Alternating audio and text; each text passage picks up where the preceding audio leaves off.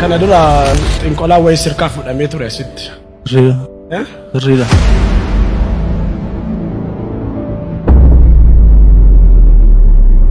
Lubbuu mana xibaartuu dhattee xibaartuun waan akka kudhaama wayii sii laatte ittiin nagadattee of jijjiirtettee borsaatti baattee deemaa turte gara waggaa lamaa olii yoo fedha keetee fiigi as bahi.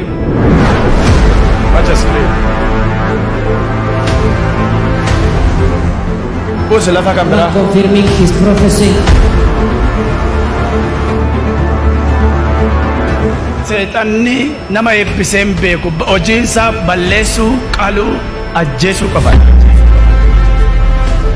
Yeroo shajjii walitti dhufte akkamiin walitti dhufte? Akkumatti wal jaallannee walitti dhufne turreerra waggaa 9 olii. Jaalala sirriidhaan walitti dhuftanii yeroo sana. Isheen na jaallatee na ansii wajjimaanii desii booda wal jaallanne. Ula Waaqayyoo jirta. Qoricha maaliif ture yeroo sana waan dibatte? Qoricha kan nama jaallachiisudha. Harree sanaas of tureessa kam? Mastafaaqiriidha kanatti hojjechiifatte. Najjoorraa bitattee dibatte. Sababa dhugaa. Sirriidha. Amma ijji koo banaadha jaamaa miti.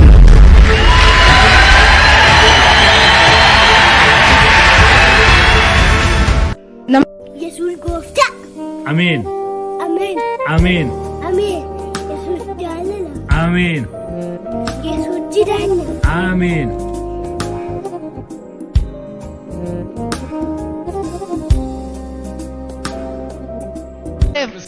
ምስራችሁ Congratulations, here is a good news.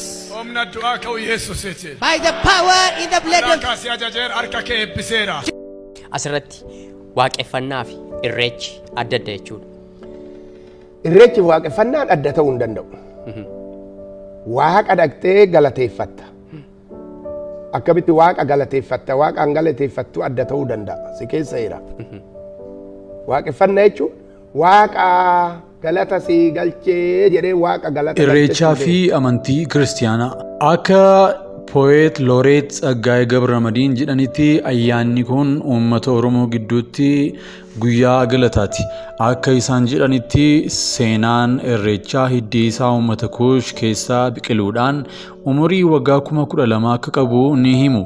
Uummanni Oromoo gara fiixee tulluutti gara qarqara lagaatii fi galaanaatti ba'uudhaan waaqa galateeffatu. Kunis kan godhamuuf naannoo wacii fi wanni qalbii namaa hatu irraa fagaachuun waaqa galateeffachuuf malee wanneen armaan olitti caqasaman kana waaqeffachuuf miti. Akkasuma lageewwanii fi biqilootaan magariisa qulqulluu fi naga qabeeyyii waan ta'aniif hafuurri waaqa naannoo kanatti argama jedhanii yaadu. Aadaa Oromoo keessatti yeroon gannaa akka fakkeenya dukkanaatti fudhatama.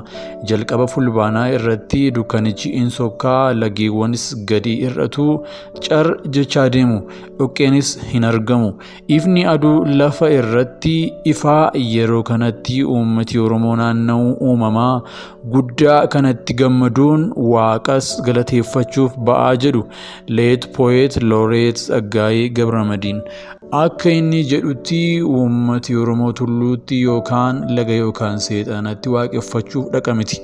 Akkuma beeknutti sirni gadaa fi irreechi aadaa Oromoo keessatti akka qal'aa fi maagii wal keessa jiru. Yoo yaada kana cuunfinee ilaallee uummanni Oromoo waaqni tokkichi waan mul'atu hin mul'anne uumee jira jedhee amana. Wantoota miidhaganii uumaman kan ilaalu sammuun namaa gara yaada waliigalaa tokko innis jiraachuu waaqayyootti amanuutti dhufa. Kunis seenaa falaasama warra hangafaa ta'an akka yaadannuu nu godha.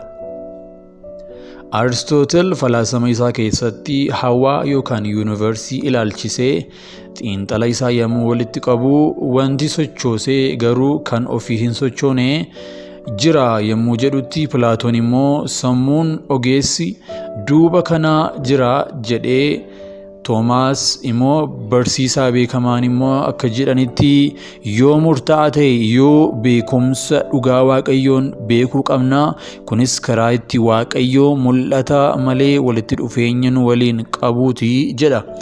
uumamaan haala jiru ilaallee xiinxala keenyas yeroo walitti qabnu waaqni jira jedhee sammuun keenya nuuf ibsa. Garuu kun qofaa isaatti gahaa hin ta'u.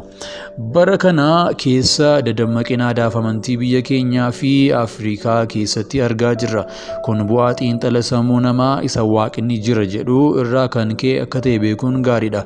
Yoo xiinxalli sammuu namaa gara waaqayyoo jira amantii jedhutti fida yoo ta'e kana mul'ataa waliigalaa jennee fudhachuu ni dandeenya.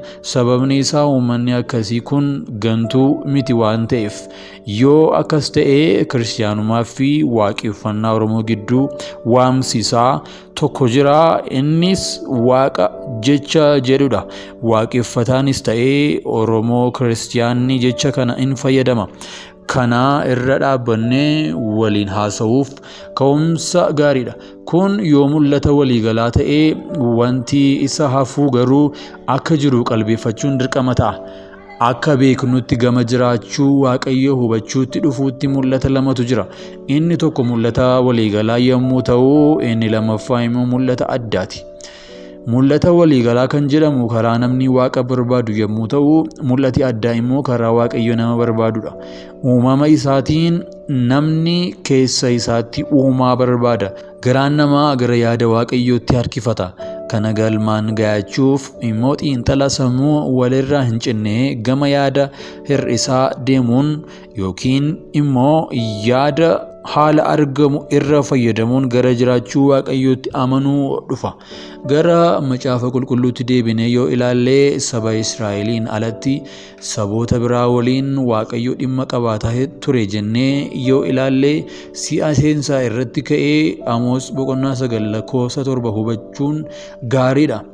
Waaqayyo yaa namoota Israa'el isin anaaf akkuma ijoollee Kush warra fagoo sanaa mitiree warra Israa'el biyya Gibxii akkaman ol baasee warra Filistiyaa biyya Kaaftoor keessaa warra araaramanis biyya Kiir keessaa nan fide mitiree jedhee dubbateera jedha. Akka kutaa kanaatti waaqayyo saba Kush, saba Filistiyaa, saba Aaraam waliin akka dhimma qabaataa ture in dubbata. Kush kan jedhamu kun hedda dhuftee Oromooti. Isaan kun biyya amma Gibxii jedhamu kana gara kibbaa kaaba Sudaan akkasumas immoo amma biyya Itoophiyaa jedhamu kana hanga tokko keessa kan jiraataa turanidha jedha seenaan. Saba kanaanidha. Egaa waaqayyo Israa'el waliin kan cinaa qabee dubbatu. Saba Kush jedhamnaan jalatti kan beekaman saba Oromoo, kan Baataa, Hadiyyaa, Sidaamaa fi kan kana fakkaatanidha. Egaa gara yaada isa mul'ata waliigalaa jedhamu kanatti yommuu deebinutti mul'ati kun waaqayyo jiraachuu isaa nama mirkaneessa malee waaqa isa kamtu waaqa dhugaadha isa jedhuuf deebii hin laatu. Dhimma kana ilaalchisee Dr. Raavii Zakkaariyaa akka jedhutti gaaffiin gara biyyoota lixaa jiru waaqni jira kan jedhu yommuu ta'u, gaaffiin gara biyyoota bahaa jiru immoo waaqni isa kamitti amannu kan jedhudha jedha. Phaawulosis walga'ii Ariyoosifaagos walakkaa dhaabbatee akkana jedhe: yaa namoota Ateenaa, ani akka isin karaa cufaanuu warra amantaa taatan nan hubadhaa.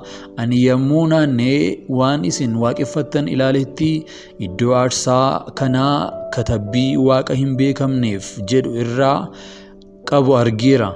Egaa amma waan isin osoo hin beekin waaqeffattan kanan isinitti himaa. Waaqni biyya lafaatii fi waan ishii keessa jiru cufa uume sun gooftaa samiitii fi lafaatii. Inni mana qulqullummaa kan harka namaatiin hojjetame keessa hin jiraatu jedha Hojii Ergamootaa 17:22-24tti. Kanaaf namoonni fedhii waaqeffannaaf qaban irraa kan ka'e bara isaanii keessatti yaalii walirraa hin cinne godhu. Egaa gara irreechaatti yoo deebine bara keenya keessatti akka ayyaana galataatti, akka ayyaana hafuuraatti, akka aadaattii fi akka dhimma hawaasaatti kabajamaa jira. Ayyaana irreechaa keessatti waan lamatu wal cina dhufa.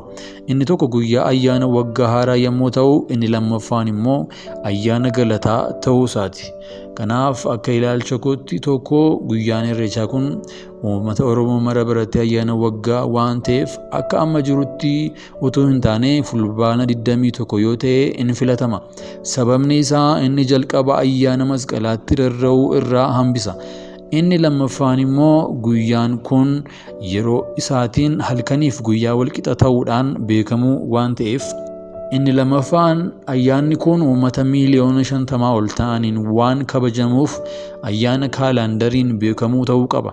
Sadii ayyaanni irreechaa ayyaana waltajjii itti siyaasa irratti calaqqisu ta'uu hin malu. Iddoo warra deeggaruu faarsinuu warra morminuu immoo abaaraa oolu ta'uu hin qabu. Kun immoo kan ta'aa jiru mootummaan uummatichi bakka inni itti bilisaan hafuura baafatu waan hin uumneefidha. Kanaaf mootummaan dhimma kana xiinxaluun irratti hojjechuu isaa barbaachisa. Afur irreechi gama ayyaana waggaa fi guyyaa galataa ta'uu irra caalaatti gama dinagdeen bu'aa inni qabu afarfamuu hin qabu. Kaayyoon ayyaanichaa isa kana waan hin taaneef dhimmi tuuristootaa fi galii achi irraa argamu afarsuun qabiyyee ayyaanichaa iddoo dhowwachuudha. Kanaaf kun kallattii sirrii ta'een hubachuun gaariidha. 5 irreechi ayyaana sagadaati. Kunis hooggansa abboota gadaatiin kan hoogganamu ta'ee waaqeffannaan raawwatama. Kanaaf bakki kun bakka bashannanaa yookaan taphaa otoo hin taane iddoo itti hordoftoonni amantichaa waaqeffannaa isaanii itti raawwatanidha. 6 irreechi sagada qulqulluu itti uummatichi waaqa isaa waammatu waan ta'eef waan haaraan kana waliin hin deemne akka itti hin makamneef warri abbaa gadaa uummaticha beeksisuutu irra jira. Fakkeenyaaf wanna akka abdaareef kan kana fakkaatan. 7 ayyaanni irreechaa kun ayyaana hordoftoota isaan geggeeffamu waan ta'eef kiristaanni martinuu ayyaanichaa fi geggeessota ayyaanichaaf kabaja kennuu qaba. Sababeen isaa bakki akkasii kun iddoo amantii fi aadaan wal makaan waan ta'eef amantii fi aadaan immoo eenyummaa waliin wal qabatuuf kiristaanni immoo aadaa isaa fi biyya isaa guddifachuun dhaloota dhufutti dabarsuun gama tokkoon itti gaafatama akka qabu beekuun barbaachisaadha. Ayyaanni irreechaa laga bu'amuu waaqeffannaa hordoftoota isaa waan ta'eef amantiin gara biraa warri hordofan dhimma kana keessatti galanii bifa dhoowwachiisuun barbaachisaa waan hin taaneef kiristaanonni kana irraa of qusachuun barbaachisaadha jedheen yaada. Ayyaanni irreechaa iddoo itti namni waaqa barbaadudha. Ayyaanni irreechaa iddoo itti namni waaqa barbaadudha. Kanaaf warri tiyooloojii baratan haala kana xiinxaluun mul'ata waliigalaa gara mul'ata addaatti fiduun hojii boruuf